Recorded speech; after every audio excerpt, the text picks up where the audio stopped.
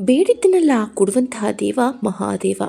ಭಕ್ತಿಯಿಂದ ಆರಾಧಿಸಿದ್ರೆ ಸಾಕು, ರಾಕ್ಷಸರು ಎಂದು ನೋಡದೆ ಅವರಿಗೂ ಕೂಡ ವರಗಳನ್ನು ಕರುಣಿಸುವಂತಹ ಮಹಾ ಕರುಣಾಮಯಿ, ರಾವಣನಿಗೆ ತನ್ನ ಆತ್ಮಲಿಂಗವನ್ನು ಕೊಟ್ಟಂತಹ ಮಹಾದೇವ.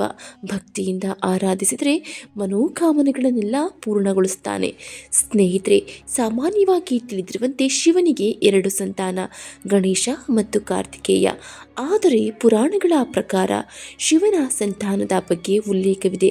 ಶಿವನಿಗೆ ಒಟ್ಟು 8 ಸಂತಾನಗಳು ಎಂದು ಉಲ್ಲೇಖಿಸಲಾಗಿದೆ. ಹಾಗಾದರೆ ಶಿವನಿಗೆ ಜನಿಸಿದಂಥ ಆ 8 ಸಂತಾನಗಳು ಯಾವುವು ಅಂತ ತಿಳಿದುಕೊಳ್ಳೋಣ. ಮೊದಲಿಗೆ ಪ್ರಥಮ ಪೂಜಿತ ಗಣೇಶ, ನಂತರ ಸುಬ್ರಹ್ಮಣ್ಯ ಅಥವಾ ಕಾರ್ತಿಕೇಯ. ನಂತರ ಪದ್ಮಪುರಾಣದ ಪ್ರಕಾರ ತಿಳಿಯುವುದೇನೆಂದರೆ, ಪಾರ್ವತಿ ದೇವಿ ತನ್ನ ಒಂಟಿತನ ಹಾಗೂ ಬೇಸರವನ್ನು ಹೋಗಲಾಡಿಸಲು ತನಗೊಂದು ಪುತ್ರಿ ಬೇಕು ಎಂದು ಕಲ್ಪವೃಕ್ಷದ ಬಳಿ ಮನದ ಇಚ್ಛೆಯನ್ನು ಹೇಳಿಕೊಳ್ತಾಳೆ. ಆಗ ಪಾರ್ವತಿಗೆ ಪುತ್ರಿ ಪ್ರಾಪ್ತಿಯಾಗ್ತಾಳೆ. ಆ ಪುತ್ರಿಗೆ ಅಶೋಕ ಸುಂದರಿ ಅಂತ ನಾಮಕರಣವೂ ಆಗುತ್ತೆ. ಪಾರ್ವತಿಯ ಪುತ್ರಿಯಾದ್ರಿಂದ ಸಹಜವಾಗಿ ಅಶೋಕ ಸುಂದರಿಯ ತಂದೆ ಶಿವನಾಗ್ತಾನೆ. ನಂತರ ಮಾನಸಾದೇವಿ. ಪುರಾಣದ ಪ್ರಕಾರ ಮಾನಸಾದೇವಿಯು ಮಹಾದೇವನ ಮಾನಸ ಪುತ್ರಿಯಾಗಿರುವ ಕಾರಣ ಆಕೆಗೆ ಮಾನಸ ಎಂಬ ಹೆಸರು ಬಂತು. ಇನ್ನೊಂದು ಕಥೆಯ ಪ್ರಕಾರ ವಾಸುಕಿ ನಾಗ ಮಹಾದೇವನಲ್ಲಿ ತನಗೊಂದು ಸಹೋದರಿ ಬೇಕೆಂದು ಕೇಳಿಕೊಂಡಾಗ ಮಹಾದೇವ ಮಾನಸದೇವಿಯನ್ನು ಸಹೋದರ ರೂಪದಲ್ಲಿ ಪ್ರದಾನ ಮಾಡ್ತಾನೆ. ಹಾಗಾಗಿ ಮಾನಸ ಪರಮೇಶ್ವರನ ಪುತ್ರಿಯಾಗ್ತಾಳೆ ಅಂತ ಉಲ್ಲೇಖವಾಗಿದೆ. ಇನ್ನು ದೇವಿ ಜ್ಯೋತಿ.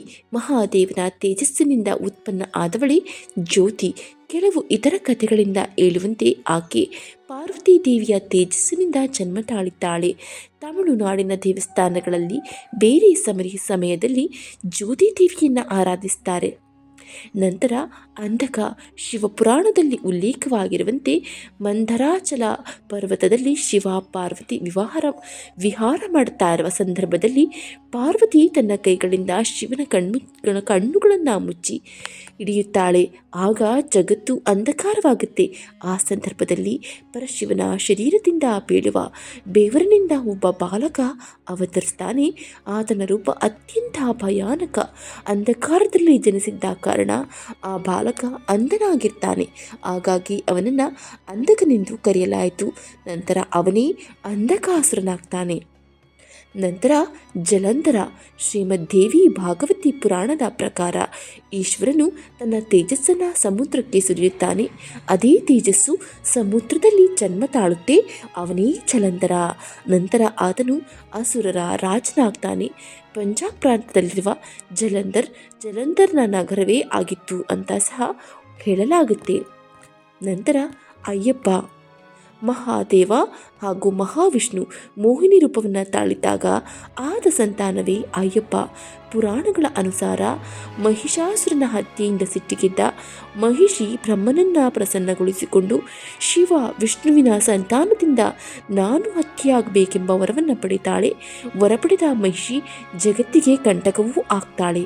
ಈ ಸಂದರ್ಭದಲ್ಲಿ ವಿಷ್ಣು ಮೋಹಿನಿಯ ರೂಪವನ್ನು ತಾಳ್ತಾನೆ. ಮಹಾದೇವ ಮೋಹಿನಿಯ ಸಂತಾನವಾಗಿ ಅಯ್ಯಪ್ಪನ ಜನ್ಮವಾಗುತ್ತೆ. ಅಯ್ಯಪ್ಪನಿಂದ ಮಹಿಷಿಯ ಅಂತ್ಯವೂ ಆಗುತ್ತೆ. ಹೀಗಾಗಿ ಅಯ್ಯಪ್ಪನು ಕೂಡ ಪರಮೇಶ್ವರನ ಪುತ್ರನಾಗ್ತಾನೆ. ಹೀಗಾಗಿ ಸ್ನೇಹಿತರೆ, ಮಹಾದೇವನಿಗೆ ಒಟ್ಟು 8 ಸಂತಾನ ಎಂದು ಪುರಾಣಗಳಿಂದ ತಿಳಿದು ಬರುತ್ತೆ. ಸ್ನೇಹಿತರೆ, ಈ ವಿಡಿಯೋ ನಿಮಗೆ ಇಷ್ಟವಾಗಿದ್ದರೆ ಓಂ ನಮಃ ಶಿವಾಯ ಅಂತ ಕಮೆಂಟ್ ಮಾಡಿ. ಮುಂದಿನ ವಿಡಿಯೋದಲ್ಲಿ ಸಿಗೋಣ. ಧನ್ಯವಾದಗಳು.